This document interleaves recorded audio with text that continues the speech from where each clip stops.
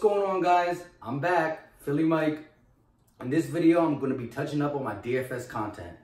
Again, guys, I just wanted to apologize because I said I was going to come out with this DFS content on Thursday at 7 o'clock yesterday, but this has been a crazy week. I kind of recorded that video saying about Thursday at 7 prior to some news breaking. Just had my third baby, healthy little baby boy. So that kind of threw everything off. Today's Friday. I'm a day late, but the future videos will be coming out on Thursday. So just want to touch base on that. Before I get into my favorite picks for this week 1 DFS slate, I wanted to touch base on one thing. I pre-recorded a quick FanDuel video just to show you guys the difference between cash games and tournaments a little bit. And for people who know that, I wanted to introduce you into a kind of cash game called quintuples. Instead of playing in the double up where the top 45% win and you double your money, this is a multiplier where you got to score in the top 18%, but it's still from first place to the last place in the green gets paid, instead of double your money, 5 times your money. Check it out. But this is what I want to show you about. Let's go back to NFL. All contests, full roster. Sunday main. Multiplier. Now, a lot of people playing this double up because top 45% win. So like 16,000 out of 34,000 will double their money. But I like to play into this one right here. 20K Sunday NFL Big $2 quintuple. 5 times your money. So for every $2 you bet, you win $10. And out of 11,494 people, the top first place through 2000s, no matter if you're first or 2000s, you get $10 for every $2 you bet. So if you bet $50, you win $250. You bet $100, you win $500. And again, you don't have to come in first. You just have to place in the top 18%. This one is, and you 5 times your money. With all that being said, it's time to get into some real DFS content.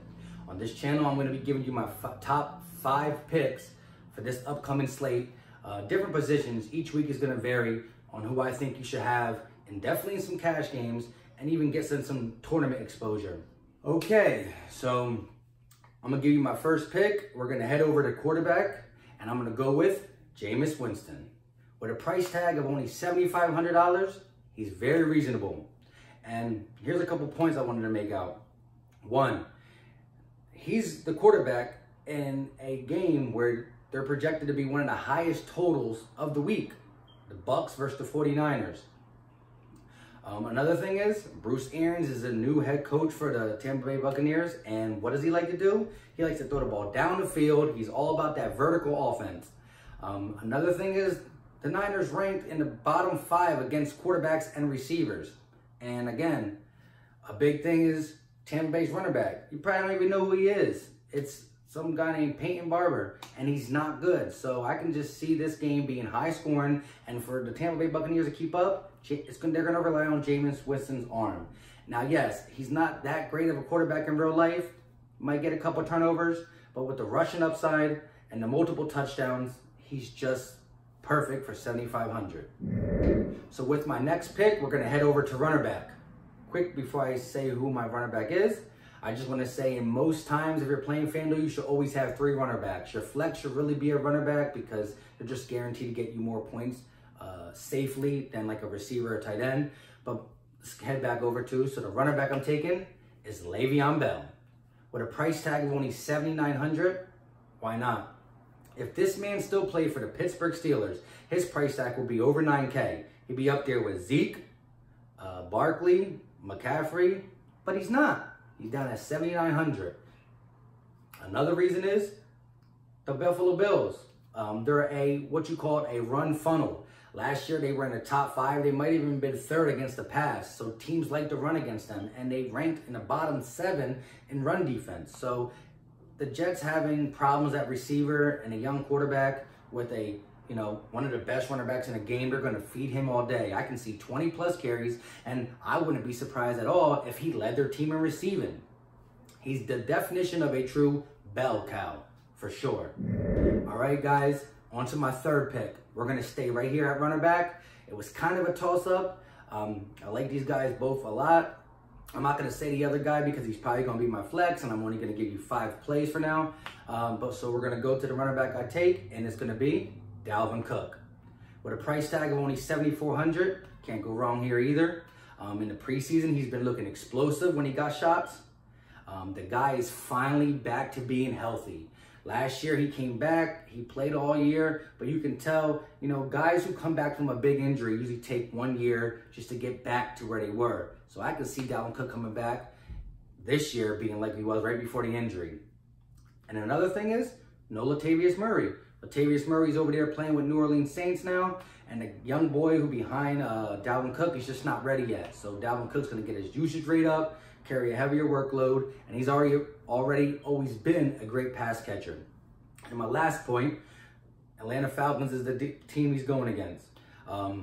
They've always been in the bottom 10 for run defense as well, but they've always been the worst team for pass catching backs. And not saying that he's an Alvin Kamara out the backfield or an old time Darren Sproles, but he does catch the ball out the backfield. And even running backs who don't catch the ball look great against the Falcons.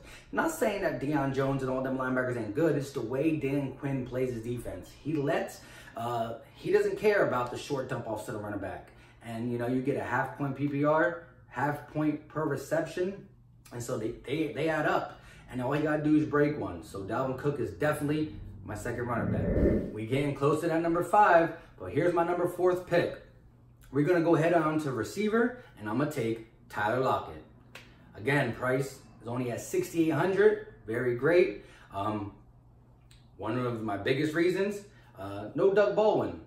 Tyler Lockett used to be that guy who just goes down the field and catches a deep ball, and Doug Baldwin used to eat across the middle and get a lot of receptions. He switched it. Tyler Lockett's new number 1. At the end of the year last year, he started being a possession receiver, catching the ball, just showing that he can move the chains as well. But don't sleep on him. He can take one at any second because he's very fast and effective. Another thing is, Doug Baldwin has been talking very highly about him in the offseason, saying that he's been growing and he's going to be Russell Wilson's true number 1. And last but not least, the Bengals. The Bengals was the worst team last year when it came to pass defense. They ranked 32nd in fantasy points against receivers, and sign me up with Tyler Lockett for a cheap price tag against the Cincinnati Bengals. Number 5. And with my 5th pick, we're going to stay at receiver, and I'm going to take Chris Godwin. At $6,900, great price tag, and it's perfect because we can correlate him with Jameis Winston, who I said at pick 1 earlier in this video. So there you go. You got your quarterback receiver tandem. I told you, Bruce Arians going to throw the ball down the field. They got no running backs. All the receivers are going to eat for this team. Mike Evans is not a bad pick. He's just a little bit too expensive because, again, we got to deal with a salary cap, and we got some other players we got to get. You got to fill in the other spots. You got to fill in a tight end, a flex, and a defense.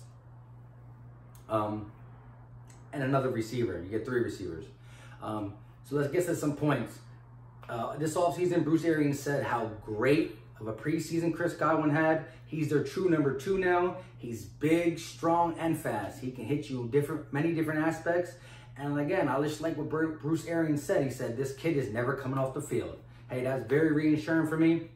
And like I said, it's one of the highest projected total games, and the Bucs got no run game. I told you, Peyton Barber, he's not good. They got no run game, and so it's a great correlation, quarterback to receiver tandem, Jameis Winston to Chris Godwin. All right, there it was.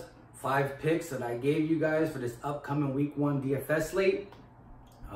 Just want to touch base. I didn't get a high-price receiver this week. You will see them in the future. I just didn't think you needed to this week. I think it was more safe to go running backs heavy. But yeah. I try to save a little bit of money at the receiver spot, but hey, it is what it is. Thank you guys for watching. I hope you enjoyed the video. Don't forget to put a thumbs up and subscribe. And like I said, 2 more days, Sunday comes, let's get this money. We out.